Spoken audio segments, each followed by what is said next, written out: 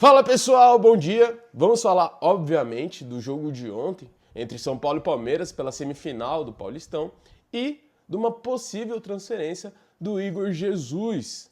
Bom, vamos começar já falando que o jogo foi bem mais empolgante do que a outra semifinal entre Corinthians e Santos. Tivemos os dois times atacando. O São Paulo, que começou melhor do que o Palmeiras, se encontrou no início do jogo e parecia que ia ser uma pressão, mas depois isso foi mudando e, mais pro fim do jogo, o Palmeiras foi dominando, principalmente contra-ataques rápidos. Nós temos que destacar a ótima defesa do Palmeiras, que com o esquema de 3 zagueiros ali no segundo tempo, conseguiu anular bem o Caleri. O Mikael, então, quando entrou, não deixou o Caleri jogar, basicamente. Tivemos, obviamente, a estreia do Vitor Roque, que foi ali completamente anulada pelo Alan Franco. E se não fosse aquele pênalti, que nós já vamos falar a questão ali da validade, o Vitor Roque não teria feito nada pelo jogo, mas conseguiu um pênalti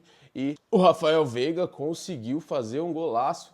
Ali dispensou completamente o Rafael. Enfim, era a estreia do Vitor Roque, já esperado que ele pegaria ainda o ritmo, mas foi completamente anulado, né? Não conseguiu fazer nada pelo Palmeiras. O Alan Franco foi muito bem. Do outro lado, como eu disse, o Mikael anulou o Caleri completamente, que ainda conseguiu perder uma chance de empatar no final do segundo tempo. O Lucas, por outro lado, jogou demais, deu muito trabalho para o Palmeiras, mas acabou sentindo a perna ali e pediu substituição. O São Paulo acabou perdendo uma grande chance ali de conseguir empatar com o Lucas indo para o banco. Enfim, sobre o pênalti. O Arboleda ali, primeiro que a saída do Rafael foi ridícula, né? Aquela saída ali deu um problemaço para o São Paulo, porque o Vitor Roque conseguiu aproveitar ali, foi um dos grandes lances do Vitor Roque de fato,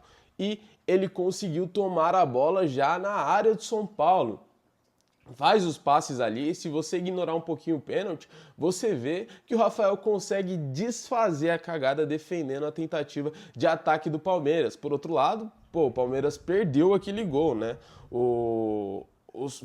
Ficaram 3 jogadores ali dentro da área e mesmo assim o Palmeiras perdeu o gol. Mas, para alegria palmeirense, o juiz Flávio Rodrigues entendeu que ali foi pênalti. O que foi estranho foi não ter chamado o VAR. Para ele era indiscutível que ali houve uma falta dentro da área. Então colocou o pênalti ali, decretou o pênalti e ninguém colocava na cabeça dele que ele tinha que olhar o VAR. O Arboleda disse que não tocou, mas o Vitor Roque soube ali simular bem a falta.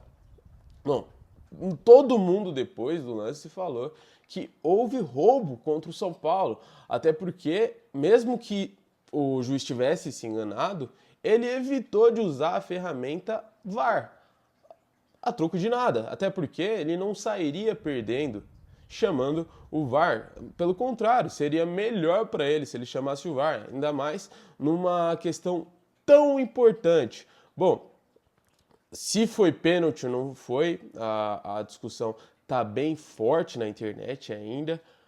O problema foi o que o Palmeiras fez depois. O Palmeiras foi e fez uma referência quando o São Paulo entrou de terno lá no jogo. Não, foram de terno, né? E acabaram tomando 3-0 para o Palmeiras. E aí eles fizeram uma postagem dizendo que o São Paulo costumava ir de terno e colocou essa imagem aqui. Os jogadores palmeirenses de terno verde.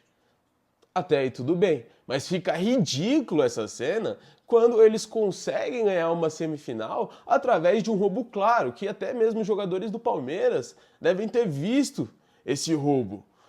Os caras comemorarem a vitória, tudo bem, mas querer tirar uma com o São Paulo? Será que isso faz sentido em um cenário em que o São Paulo foi completamente roubado pelo Flávio Rodrigues? Bom, enfim, o São Paulo também não deixou barato e nas suas redes sociais postou essa imagem aqui, colocando de um lado o São Paulo e do outro a arbitragem. O presidente do São Paulo, Júlio Casares, já fez a sua pressão. Disse que achou que não foi um resultado justo, ele, cara, não gostou nada disso. Enfim, o São Paulo fez o post na sua rede social ali, provocando não só o Palmeiras, como também a arbitragem dentro do Allianz Parque. E isso deu muito o que falar, deu muita discussão, cara. No mais, apesar do jogo disputado, apenas um gol foi feito através desse pênalti. Se não fosse esse pênalti, provavelmente iríamos assistir a disputa de pênalti, porque a efetividade ficou bem abaixo do esperado, já que nenhum dos times conseguiram converter nenhuma das grandes chances. E você vê que a retranca do Palmeiras estava muito eficiente. Eles defendiam o São Paulo e conseguiam muitas vezes fazer um contra-ataque que pegava a defesa do São Paulo completamente desprevenida. O São Paulo, por outro lado, penetrou muitas vezes a defesa palmeirense, mas com baixíssima efetividade, com problemas na troca de passe e nas finalizações. Sobre o Igor Jesus. O Igor Jesus teve uma valorização de 100% em relação ao ano passado. O estudo do Observatório do Futebol, CIES, aponta uma valorização que dobrou o valor do jogador. Segundo o estudo, o atacante valia 8,3 milhões de euros, equivalente a mais ou menos 52 milhões de reais. No ano passado, teve uma valorização de 7,8 milhões de euros, ou 48,9 milhões de reais. E agora vale 16 milhões de euros, equivalente a 101 milhões de reais. Igor Jesus chegou de graça ao Botafogo, que recusou uma proposta de 60 milhões antes mesmo dele estrear. No fim de 2024, o jogador recebeu sondagens de West Ham e Nottingham por cerca de mais ou menos ali 30 milhões de euros, o que vale a 190 milhões de reais. Ou seja, mesmo o estudo falando que ele dobrou, o valor pode passar muito do que isso. Por enquanto, ainda fica no Botafogo, mas provavelmente chegarão novas propostas para levar o Igor Jesus daqui. Então fiquem atentos, porque é uma transferência, pode acontecer logo menos ou logo mais, mas é quase que certa. Enfim, quero saber o que você acha, sua opinião, deixe aí nos comentários.